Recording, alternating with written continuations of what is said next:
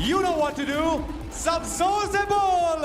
It is Team Soul, the champions of BGIS 2026.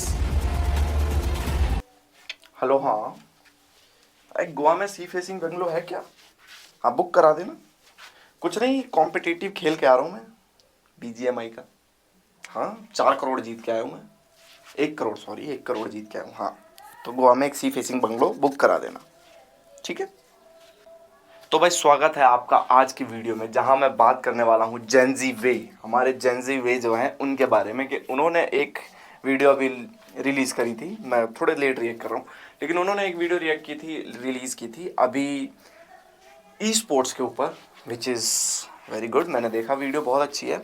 उसमें ना मैं चंद सवालों के जवाब ढूंढ रहा था। वैसे तो जवाब सारे ही थे, बट मैं चंद सवालों के जवाब ढूंढ रहा था, मतलब जनता के लिए, नॉट उनके लिए। उन्होंने तो सही सवाल किए, जनता के लिए मैं चंद सवालों के जवाब ढूंढ रहा था। तो आइए देखते हैं, रिएक्ट करते हैं उसकी वीडियो पे, उनकी वीडियो पे, कि कैसी है कैसी नहीं है। Let's see. और बीच बीच में बताता हूँ क्या है क्या नहीं है सीन। चलो देखते हैं। फेस क्रिकेट इंसान, पायल गेमिंग, स्काउट, मोटली सारे के सारे तुम्हें गेमिंग इंडस्ट्री के फेस देखते होंगे, पर एक्चुअल में ना गेमिंग इंडस्ट्री के अंदर क्रिएटर्स ने जिस लेवल का गंद मचा रखे हैं ना, 72,000 यूसी हम लोगों ने डाल दिया है। Let's go. तो ये शुरुआत होते ही जो बात हुई है, ट्रिगर्ड इंसान, पायल गेमिंग और मोर्टल, ये 3 जो चेहरे दिखाए गए हैं शुरुआत में, बिल्कुल सही बात कही गई है। ये गेमर्स नहीं हैं, दे आर नॉट गेमर्स।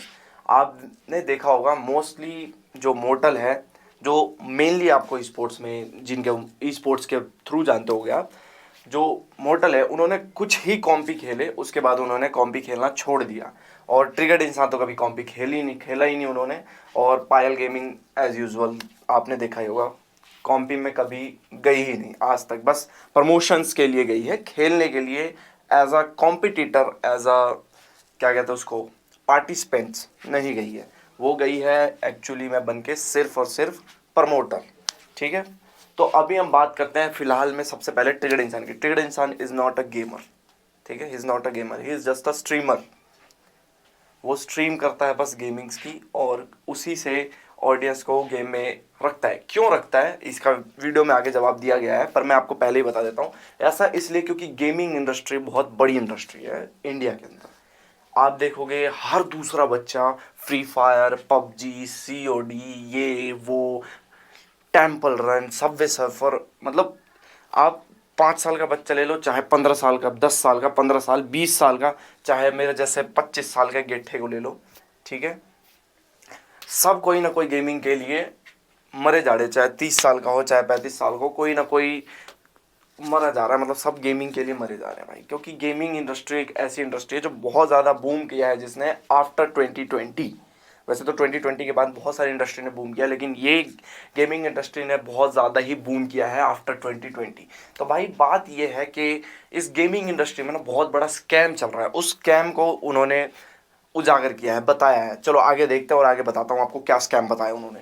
जो लोग कंटेंट बनाने के अंदर थोड़ा बहुत ट्राई हार्ड कर भी रहे हैं, वो लोग बच्चों को सट्टे लगाने सिखा रहे हैं। और ये पबजी और फ्री फायर ने एक नई सी स्कीम को अनलॉक कर रखा है, जिसके अंदर सट्टे लगाने अलाउड भी है। अपने यूसीस और डायमंड की जाल के अंदर इन्होंने इंडियन लॉ तक को पागल बना दिया। माइंडसेट एक बहुत बड़ी चीज़ है जो लोग बना देते हैं। ऑनलाइन क्रिएटर्स को देख के, इन्फ्लुएंसर्स को देख के ऑनलाइन माइंडसेट बन जाता है। और बच्चे एक ऐसा मटका होता है जिसको शेप देना होता है, और ऑनलाइन वो जो चीज़ देखते हैं आजकल के ज़माने में, पहले हमारे ज़माने में तो फ़ोन्स नहीं हुआ करते थे, मम्मी के 4 चप्पल, भाई के 2 जूते और हम सेट, ठीक है? लेकिन आजकल के ज़माने में हर बच्चे के पास फ़ोन है, हर कोई रील एडिक्ट है, हर कोई गेम एडिक्ट है। इवन दो मेरे आसपास भी ऐसे बच्चे हैं जिन्होंने फ्री फायर के अंदर अपनी ऐसी ऐसी चीज़ें लगा रखी है। मैं आपको आगे एक्सप्लेन करता हूँ। सबसे पहले ये सुनो कि हाँ, ये गैम्बलिंग है। Yes, gaming is gambling. क्यों? क्योंकि आप देखते हो कि गेमिंग्स में जो फ्लॉन्ट होता है ना, वो बहुत ज़्यादा होता है।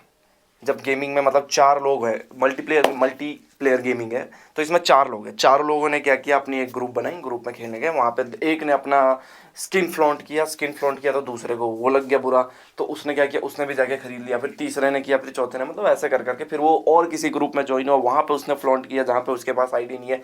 तो ऐसे कर करके मतलब उन्होंने एक जाल सा बना दिया जिसमें खरीदने के लिए मतलब एक माइंड सेट बन गया कि भाई अगर आपके पास बढ़िया स्किन नहीं है, प्रीमियम स्किन नहीं है, इवन दो मैं भी पबजी खेला करता था BGMI अब तक, पिछले साल तक, अभी मैंने छोड़ा है जस्ट, उतना एडिक्शन नहीं थी मुझे, थोड़ा बहुत खेलता था और मैंने 1 रुपये भी अपनी गेमिंग में नहीं लगाए, इवेंचुअली लगाए थे मेरे ख्याल से 150 रुपये लगाए थे।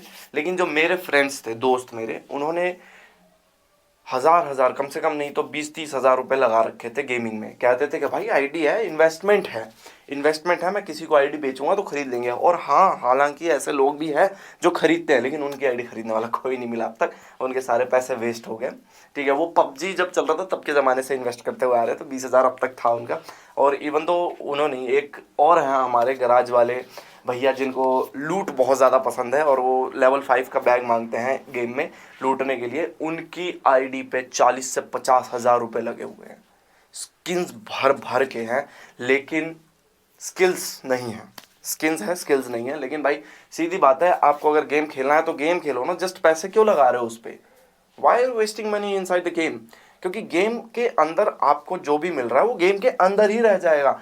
आप GTA में देख लो, लोग फ्लॉन्ट मारते हैं कि मेरे पास इतने पैसे, GTA में उतने पैसे, मैंने ये गाड़ी, वो गाड़ी, ये एयरप्लेन, ये जेट, वो ऐसा पता नहीं क्या क्या खरीद लिया हो GTA में। एक तो ये मिथ पैड ने भाई बहुत ज़्यादा गेमिंग का वो लगाया लोगों को, मिथ पैड हो गया। ठीक है, और आगे मैं बात करूँगा और लोगों की, अभी चलते हैं, फिलहाल देखते हैं इसकी आगे की वीडियो, देखते हैं जंजीवे की।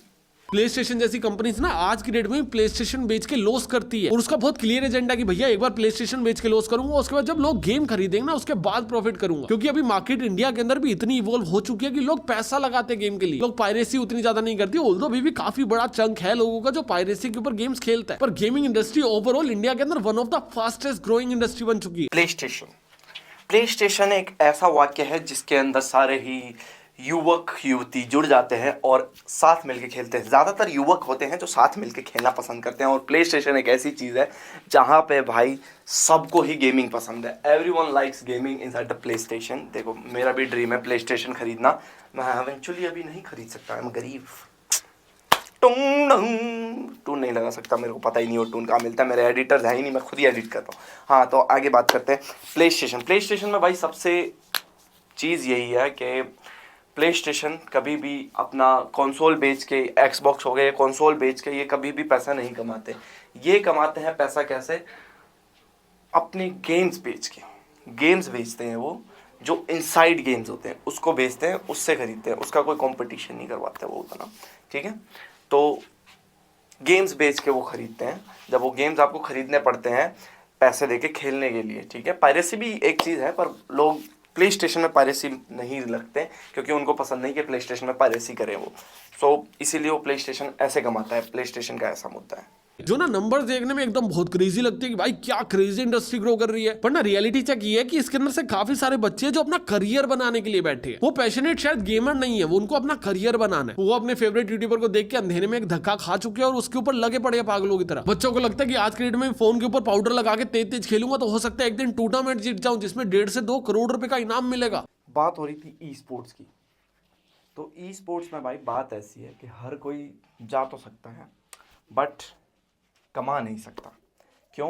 क्योंकि वहाँ पे जीतेगी सिर्फ 1 से 2, 3 टीम, मान लो 3 टीम जीतेगी जिनको मेनली पैसा मिलना है और कोई MVP हो जाएगा, 1-2 लाख रुपए मिल जाएंगे। लेकिन उसमें भी आपके शेयर्स हो जाते हैं जो ऑर्गेनाइजेशन ले जाते हैं। ऑर्गेनाइजेशन के थ्रू जाते हो तो ऑर्गेनाइजेशन आपसे एक साइन करवाता है कि आप इस पे साइन करो, एक डॉक्यूमेंट क्या कहते हैं उसको, कॉन्ट्रैक्ट साइन करवाता है, जिसमें कॉन्ट्रैक्ट में कहता है कि भाई आप पहले हमें कुछ % दोगे। ठीक है, मतलब आप ऑर्गेनाइजेशन में जाते हो तो उनका काम क्या होता है, उनको आपको खिलाना पिलाना, ट्रेन करना, इन सब चीज़ों में और बहुत कुछ करना। ठीक है, तो organisation is very tough to go in. ठीक है, क्योंकि वहाँ पे ऑलरेडी उनके प्लेयर्स होते हैं मेनली जो वो रखते हैं ऑलरेडी। ठीक है, क्योंकि वो उनको सपोर्ट करते हैं, प्लेयर्स और ऑर्गेनाइजेशन का आपस में सपोर्ट होता है कुछ, तो वो उस हिसाब से होता है। जो ऑर्गेनाइजेशन में जाना बिल्कुल ही मुश्किल काम है, 99% चांस है कि नहीं जाओगे, 1% है। फिर उसके बाद आता है आप जो अपनी टीम बना के जाते हो, तो अपनी टीम बना के जाते हो तो उसमें भी आपको एक्सपीरियंस, फिर उसके बाद अपनी टीम का खर्चा, आपको सब कुछ उठाना पड़ेगा, समझे? वहाँ पे जाना आना, यहाँ वहाँ, उसके बाद उसको ट्रेन करना, सब कुछ आपके अंदर रहेगा। तो ऐसे 2 वेज है जाने के। और भाई इसमें ना जो भाई जेंजी ने बहुत अच्छी बात की है कि आपका कुछ एक 10 लोगों से या फिर 100 एकड़ों से नहीं है, आपका करोड़ों से पाला है, करोड़ों से। ठीक, पबजी का एग्जांपल लेते हैं और एक रियलिटी चेक ले ही लेते हैं। पबजी के ना 45 मिलियन मंथली एक्टिव यूजर। अब ई स्पोर्ट्स की बात आ ही गई है तो भाई मेनली बात करते थे जिनकी वजह से ई स्पोर्ट्स बहुत फेमस हुआ है, गॉड लाइक का जोनाथन। ठीक है, जोनाथन की वजह से बहुत फेमस हुआ है। अब आप जोनाथन की आईडी में जाओ और कितनी गेमिंग्स पे व्यूज़ हैं और कितने उसके लाइफस्टाइल पे व्यूज़ हैं ये देख लेना एक बार। ठीक है, जोनाथन गेमिंग गॉड लाइक में सिर्फ और सिर्फ इसीलिए है आज अभी क्योंकि भाई उसने अपनी लाइफस्टाइल पे शिफ्ट कर दिया है और उसकी वजह से ही पैसे आते हैं, बस और कोई वजह नहीं है।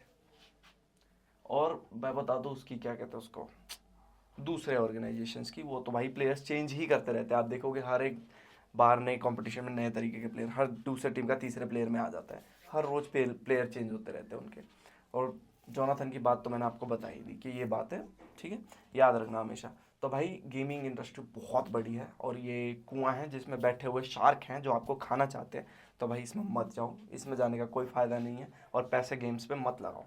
ठीक है, मेरी यही विनती है आपसे। और आज आप देखोगे उसका क्या कहते हैं उसको देख लो, आप क्या कहते हैं उसको, ई स्पोर्ट्स के चैनल्स को देख लो।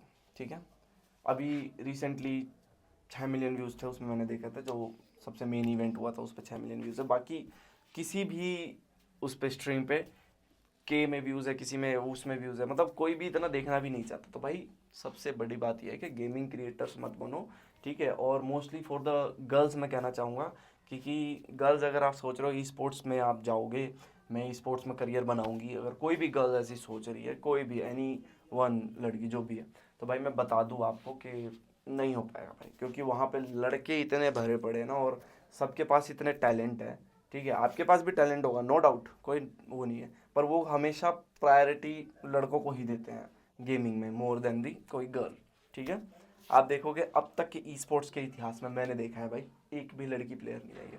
हाल फिलहाल में टीरेक्स की टीम में एक शेरनी नाम की आई थी, आई डोंट नो वो लड़की है कि लड़का है, मुझे नहीं पता उसके पीछे की स्टोरी, बट एक भी लड़की आज तक मैंने ई स्पोर्ट्स प्लेयर में नहीं देखी है और ना कभी देख पाऊंगा, मुझे नहीं लगता भाई, लगते ही नहीं है वो। क्योंकि चलो भाई, तो फिर आज की वीडियो यहीं एंड करते हैं, मिलते हैं अगली वीडियो में, तब तक के लिए नमस्कार और लाइक से सब्सक्राइब कर देना। चलो जी, मिलते हैं।